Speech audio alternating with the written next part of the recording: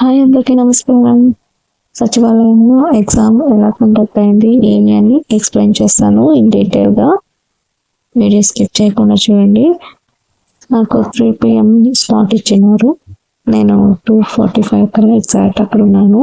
మీరు ఎందుకు ఒక 10 to 15 minutes ముందుగలిగే ఉన్నారంటే అక్కడ అరేంజ్మెంట్స్ చేస్తారు, సిస్టమ్ని రెడీ చేసి మీకు ఇవ్వాలి. కాబట్టి ఎగ్జామ్ స్టార్ట్ అయ్యే ముందే మీరు వెళ్ళండి. ఒక 10 to 15 minutes ముందే వెళ్తే మీకు అక్కడ సిస్టమ్ దగ్గర నీట్గా అరేంజ్ చేసి ఇస్తారు. మైక్, హెడ్ ఫోన్స్, తర్వాత సిస్టమ్ కెమెరా అన్నిటికి సెటప్ చేసి ఇస్తారు.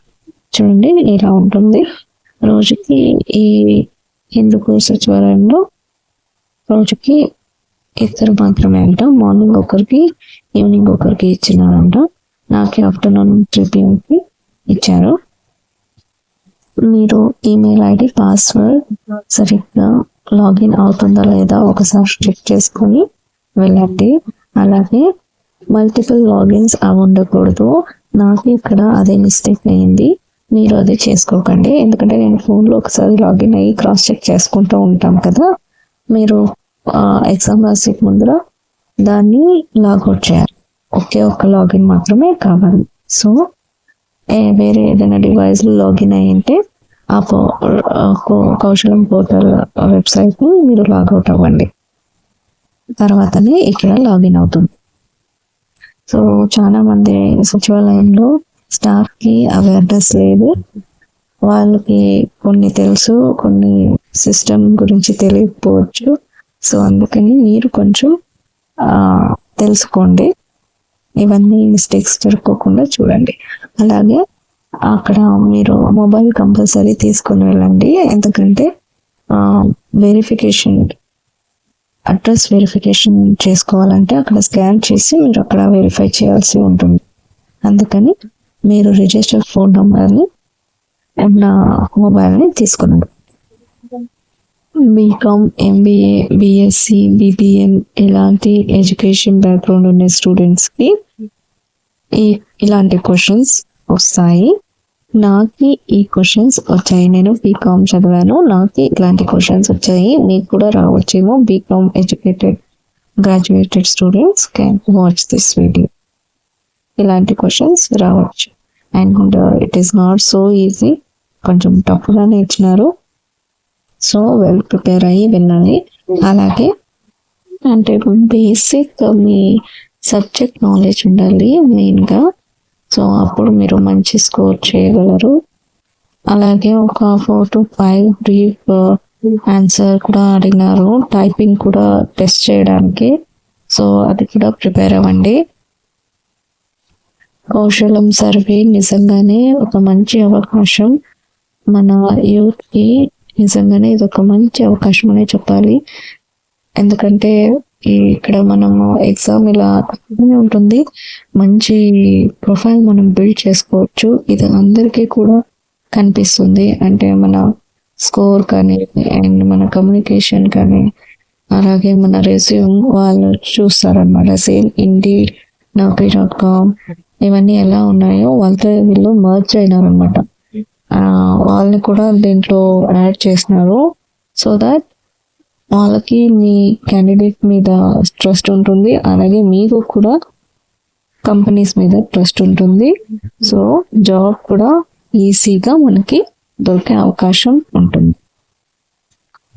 లాగిన్ టైంలో ఎప్పుడైనా మీకు ఎర్రర్ వచ్చినట్లయితే ఒకసారి వేరే డివైస్లో ఏమన్నా ఉందా అనేసి లాగిన్ అయినామా లేదా అని చెక్ చేసుకొని లాగౌట్ అయ్యి ఇంకొకసారి లాగిన్ అవ్వండి. ఒక 5 minutes వదిలి లాగిన్ అవ్వండి.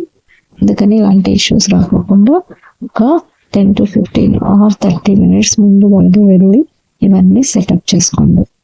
ఎగ్జాక్ట్ టైంకి లాగిన్ అయ్యి మీరు ఏం చేయాలంటే ఫస్ట్ MCQ క్వశ్చన్స్ని అటెండ్ చేయండి. 45 minutesని ఫస్ట్ క్వశ్చన్ మల్టిపుల్ చాయిస్ క్వశ్చన్స్కి ఆన్సర్ చేసేయండి. దాని తర్వాత కమ్యూనికేషన్ టెస్ట్ని తీసుకోండి. సో దట్ మీకు హెల్ప్ఫుల్ అవుతుంది. కమ్యూనికేషన్ టెస్ట్లో నాకు 3 questions అడిగినారు. అది వచ్చేసి first tell me about your family background, with home your staying అన్నట్లు అడిగారు. సో భయపడకుండా క్లారిటీగా కాన్ఫిడెంట్గా మీకు తెలిసిన సింపుల్ లాంగ్వేజ్లోనే మీరు మాట్లాడండి. ఇలాగే కొంచెం గ్రామర్ అన్నీ కూడా నేర్చుకోండి.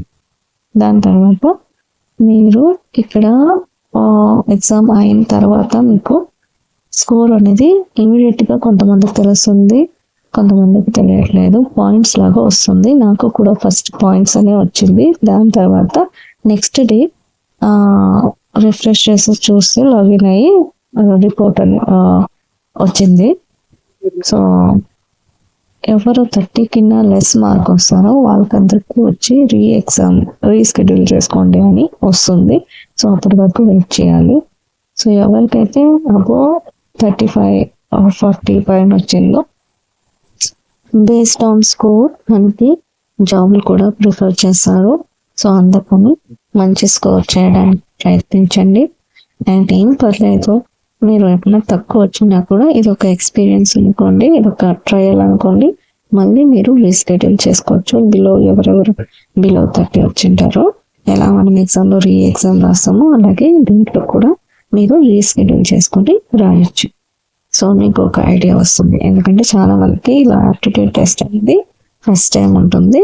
సో ఎవరు కూడా హోప్ని వదలవుతుంది.